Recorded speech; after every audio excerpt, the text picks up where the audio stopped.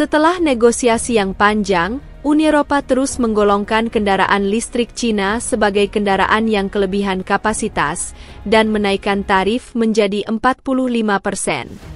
Tindakan ini dimaksudkan untuk memaksa Cina menarik diri dari persaingan. Namun, tindakan ini kemungkinan tidak mengira respons Cina yang kuat.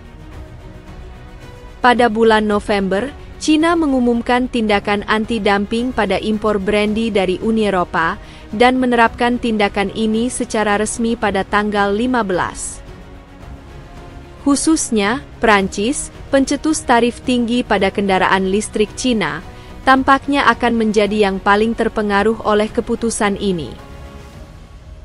Para ahli mengatakan bahwa respons ini merupakan tindakan balasan yang cukup akurat terhadap Prancis, mengingat ekspor brandy Prancis sangat bergantung pada pasar Cina. Diproyeksikan bahwa kebijakan anti-dumping ini akan mengakibatkan Prancis mengalami kerugian melebihi 16 triliun rupiah per tahun, karena berkurangnya ekspor brandy. Apa implikasi sanksi Cina terhadap brandy? Strategi apa yang akan digunakan Prancis untuk menegosiasikan resolusi dengan Cina? Dalam video hari ini, kita akan membahas masalah ini secara mendalam. Mari kita pahami apa yang terjadi di balik ini. Jika Anda menyukai video kami, silakan klik untuk berlangganan agar Anda tidak ketinggalan video terbaru kami. Sekarang, mari kita masuk ke topik hari ini. Tahun 2024 diperkirakan akan menjadi tahun yang penting bagi pertumbuhan kendaraan listrik di Tiongkok. Dari Januari hingga Juli, total ekspor kendaraan listrik negara itu mencapai 1,17 juta unit, menandai peningkatan 25% dibandingkan tahun sebelumnya. Pasar utama untuk ekspor ini adalah Eropa dan Asia Tenggara, dengan Tiongkok mengekspor 165.000 kendaraan listrik ke Asia Tenggara antara Januari dan September. Dalam 4 bulan pertama tahun ini, sekitar 120.000 kendaraan listrik buatan Tiongkok terdaftar di Eropa, yang merupakan 20% dari total pendaftaran kendaraan listrik di wilayah tersebut. Dalam pangsa pasar 20% ini, BYD sangat terkenal, mewakili 3% dengan lebih dari 10.000 pendaftaran. Selain itu, merek kendaraan listrik Tiongkok lainnya seperti Geely, Weilai, dan SAIC menguasai sekitar 2% hingga 3% dari pasar Eropa. Angka-angka ini dengan jelas menunjukkan bahwa tingkat pertumbuhan dan pangsa pasar kendaraan listrik Tiongkok melampaui merek-merek dari negara lain. Akan tetapi, penting untuk dicatat bahwa meskipun 2024 diproyeksikan menjadi tahun yang luar biasa bagi perkembangan sektor otomotif Tiongkok, tahun ini mereka juga mengalami kesulitan yang besar. Dimulai pada bulan Mei tahun ini, pemerintah Amerika mengumumkan penerapan tarif pada produk Tiongkok, yang mencakup kenaikan tarif sebesar 100% pada kendaraan listrik dan tarif sebesar 25% pada baterai kendaraan listrik, yang akan mulai berlaku pada bulan September. Mengikuti Amerika Serikat, Uni Eropa dengan cepat mengadopsi langkah-langkah serupa. Selama pertemuan Uni Eropa yang relevan, Prancis mempelopori proposal untuk penyelidikan anti-subsidi terhadap kendaraan listrik Tiongkok yang mendapatkan dukungan dari negara-negara anggota lainnya. Pada bulan Juli, Uni Eropa secara resmi memulai penyelidikan anti-subsidi terhadap kendaraan listrik Tiongkok dan mengumumkan pemberlakuan bea masuk anti-subsidi pada kendaraan listrik Tiongkok yang diimpor. Pada bulan Agustus, Uni Eropa merilis rancangan keputusan akhir mengenai investigasi anti-subsidi terhadap kendaraan listrik dari Tiongkok, yang mengusulkan pengenaan bea masuk anti-subsidi mulai dari 17% hingga 36,3%.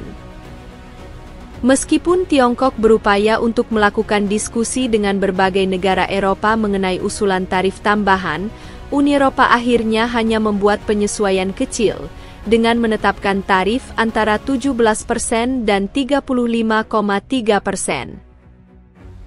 Di antara 27 negara anggota, 10 mendukung kenaikan tarif, 5 menentangnya, dan 12 memilih untuk abstain.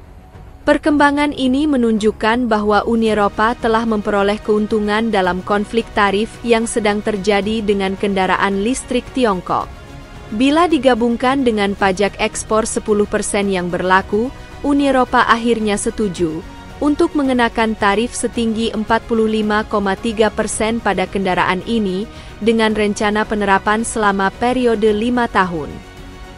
Namun, saat-saat Uni Eropa bergembira dengan kemenangannya, Tiongkok memulai tindakan balasannya sendiri.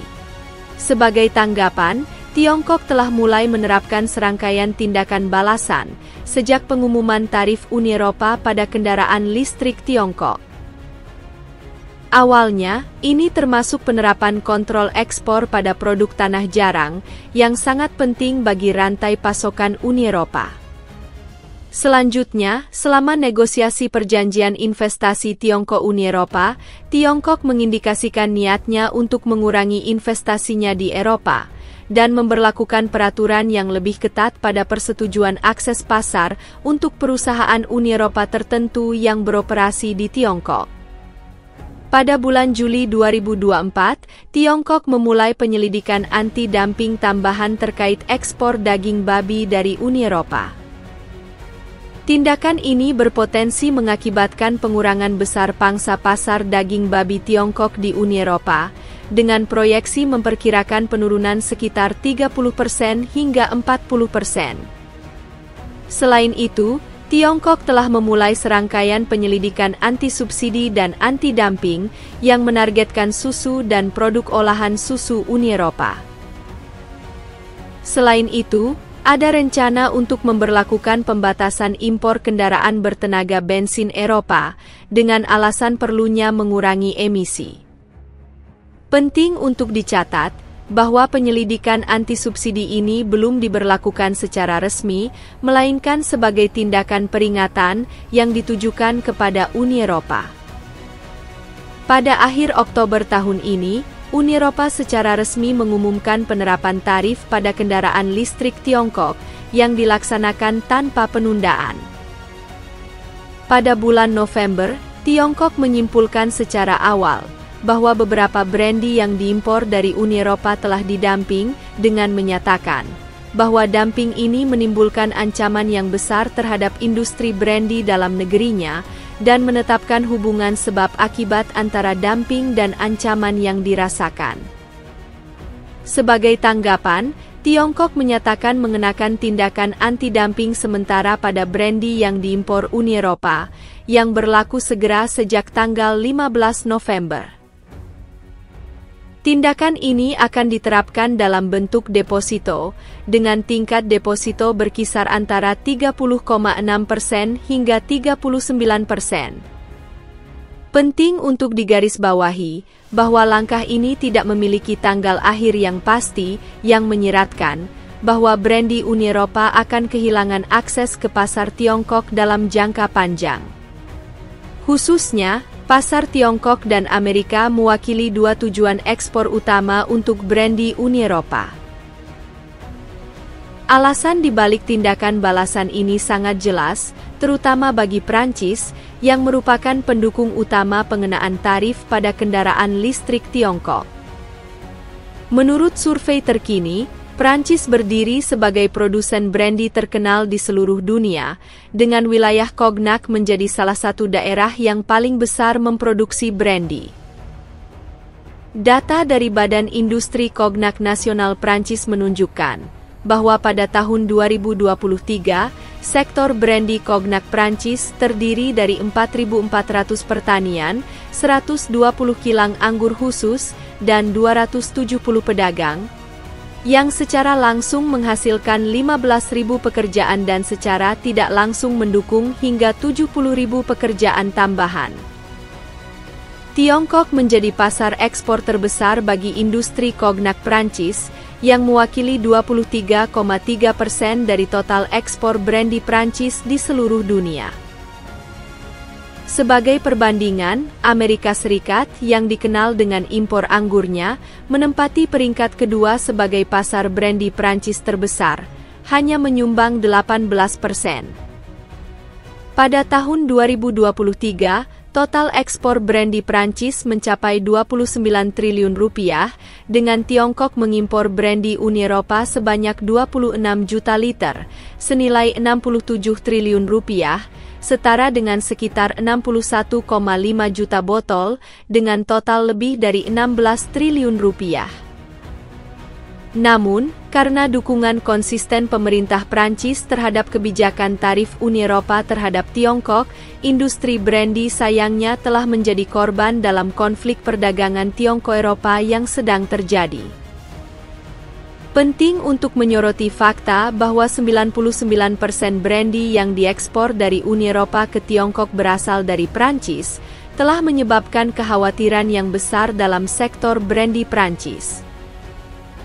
Bagi produsen brandy tertentu yang sangat bergantung pada ekspor, potensi hilangnya pasar Tiongkok merupakan kesulitan kritis, karena 60% laba mereka berasal dari konsumen internasional.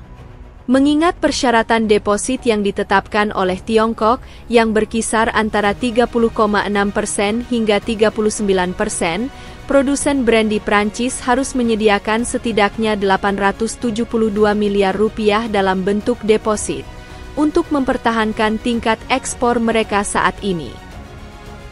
Beban keuangan ini kemungkinan tidak dapat dikelola oleh produsen, karena biaya deposit secara besar melampaui biaya transportasi dan margin laba, sehingga ekspor berkelanjutan hampir tidak layak dilakukan. Lebih jauh lagi, untuk pasar yang besar dan mapan seperti Cina, mengidentifikasi pasar alternatif yang sebanding hampir mustahil. Sebelumnya, CEO Hennessy mengatakan, Cina adalah masa depan kita. Ketika ditanya tentang pasar potensial setelah Cina, ia dengan tegas menyatakan, setelah Cina, tetap saja Cina. Namun, dinamika pasar saat ini mulai bergeser. Nilai merek dan harga produk diperkirakan akan terpengaruh secara negatif. Jika produsen brandy Prancis menghadapi kesulitan dengan inventaris yang tidak terjual, mereka akhirnya terpaksa memberikan diskon, yang akan mengakibatkan hilangnya nilai merek melebihi 16 triliun rupiah. Meskipun solusinya masih sulit dipahami, Tiongkok memiliki strategi alternatif setelah penyelidikan anti-dumping. Selama beberapa tahun terakhir, telah menjadi jelas bahwa terlepas dari tekanan ganda dari Amerika Serikat dan Eropa, sektor kendaraan listrik Tiongkok tidak hanya bertahan, tetapi juga dengan cepat menyesuaikan pendekatannya. Banyak perusahaan Tiongkok telah mulai menyalurkan investasi ke pasar negara berkembang, termasuk Timur Tengah, Asia Tenggara, dan Amerika Latin.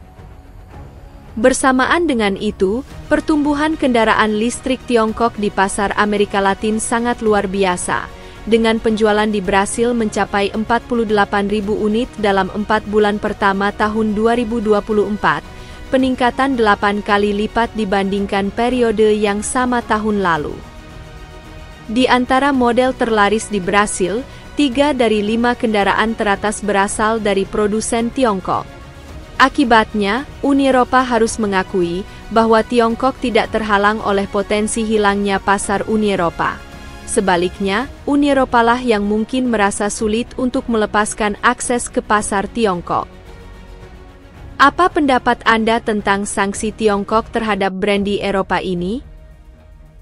Kami mengajak Anda untuk berbagi pendapat di bagian komentar di bawah ini. Jika Anda merasa video ini informatif, harap ingat untuk menyukai, membagikan, dan berlangganan untuk mendapatkan video terbaru kami.